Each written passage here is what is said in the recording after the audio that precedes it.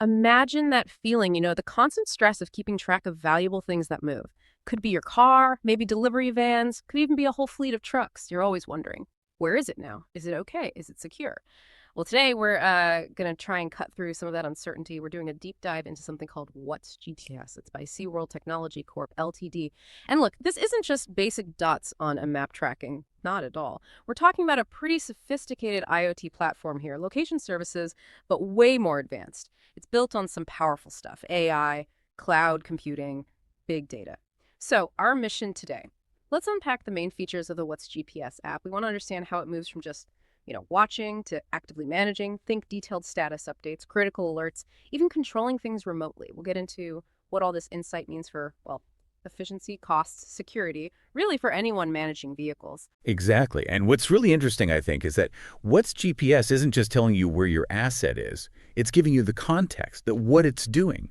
And crucially, why that information matters so much. The big shift here isn't just seeing that dot move across the screen. It's moving away from just reacting when something goes wrong towards being proactive, maybe even predictive. Imagine figuring out a potential engine problem before the breakdown happens, or caching an unauthorized trip, like right away, saving fuel, preventing theft, perhaps. That's the why. That's the value behind this really detailed monitoring. Okay, so let's start with the basics then. This real-time positioning. Our sources talk about millisecond level data. That sounds incredibly precise. How does what GPS actually achieve that kind of accuracy and, reliably across different places? Yeah, good question. It really comes down to having multiple systems working together, redundancy, resilience.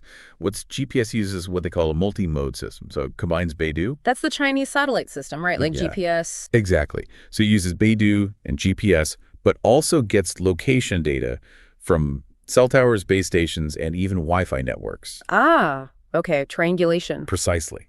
It's like having several navigators checking each other's work. So if you lose satellite signal, say in a city with tall buildings or deep in a forest, the base station or Wi-Fi signals can often fill in that gap. This helps ensure you get that almost continuous millisecond level accuracy pretty much anywhere. But as you said, it's more than just location. The status monitoring is huge. You're not just seeing a point on a map. You can see if the engine's on or off, its idle speed.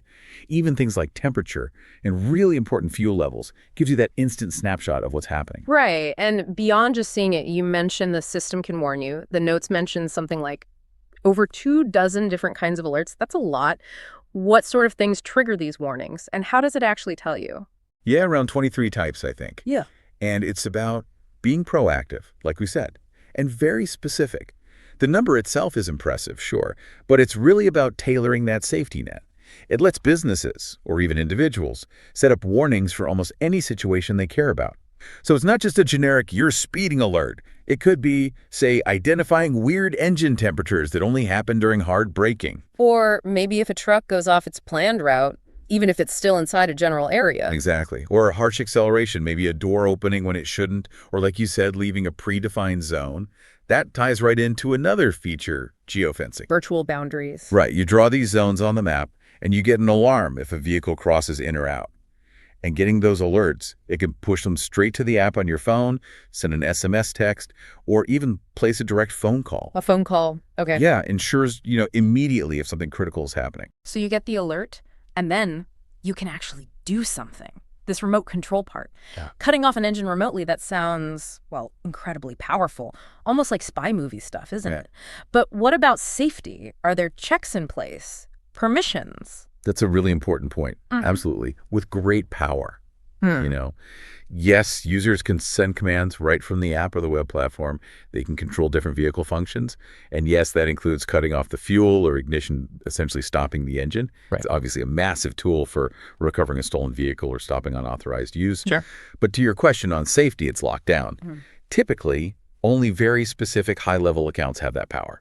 And sending that kind of command, it often requires extra steps. Multi-factor authentication, maybe it's secure PIN. It's designed to prevent accidental use or someone unauthorized doing it. So swift action, but responsible action. Okay, that makes sense. But it's not only about the right now, is it? Or even 5 minutes ago. The real kind of strategic edge often comes from looking at patterns over time. And that seems to be where all this historical data comes in, feeding the analysis side of things. The sources mention multidimensional data statistics and scenario-based analysis. What does that actually mean for someone using it, especially, say, a business with a big fleet? Precisely. You've hit on a key aspect. All that past route information, where the vehicle went, where it stopped, it's all saved securely in the cloud, so you can go back anytime and play back a vehicle's journey. That's huge for understanding incidents or just optimizing routes later on. The track playback. Exactly. But then the analysis goes deeper. It's not just looking back. The AI components can sift through all that accumulated big data from the fleet, finding complex patterns that, frankly, a human might just miss. In the cloud. Yeah, it's about shifting from just seeing alerts to getting real insights, understanding why things happened, maybe even predicting what might happen A next. predictive intelligence. Sort of, yeah. It helps businesses and individuals make much more informed decisions, spotting trends, optimizing routes based on real data, understanding performance across vehicles or drivers, making smarter strategic choices. And for those bigger companies, the platform works as SaaS, software as a service, cloud-based, and it has multi-level account control, so different managers or teams can see and control only their specific groups of vehicles. Essential for managing a large, diverse fleet. Definitely. Keeps administration clear and manageable. Okay, so let's try and pull this all together for you, the listener, anyone who's dealing with managing assets out there. We've talked about how What's GPS brings together this really precise millisecond level real-time positioning. It uses multiple systems, Beidou, GPS, cell towers, Wi-Fi for reliability. It gives you detailed status info, engine on-off, fuel, temperature, and this very powerful remote control capability, even stopping the engine. And it's a global thing, too, operating in, over 175 countries? Yeah, and when you synthesize those key takeaways, I think the real impact comes from how immediate and deep the information is. That comprehensive set of alerts, those nearly 24 types delivered instantly via app, SMS, or call, that allows for timely intervention. It really shifts operations from being reactive to proactive. And the historical data part, the track playback stored in the cloud, isn't just for looking back. The analysis features, those multidimensional stats and scenario insights, they genuinely support better decision-making. And ultimately, that translates directly into tangible benefits, better efficiency, lower operating costs, and definitely enhanced security for those assets.